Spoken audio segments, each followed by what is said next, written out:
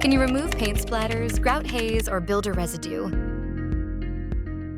Yes, these are some of the most common post-renovation problems we're called in to fix, and we specialize in removing them without damaging your surfaces. We safely remove paint splatters from glass, tiles, bench tops, and floors, grout haze from tiles, especially in bathrooms and splashbacks, silicone residue around edges and tapware, adhesive glue or tape marks from protective films, dust embedded in grout lines, gaps, and corners. We use non-abrasive scrapers, soft solvents, and specialty tools to lift residue while protecting new materials, especially delicate ones like marble, matte finishes, polished timber, or brushed brass.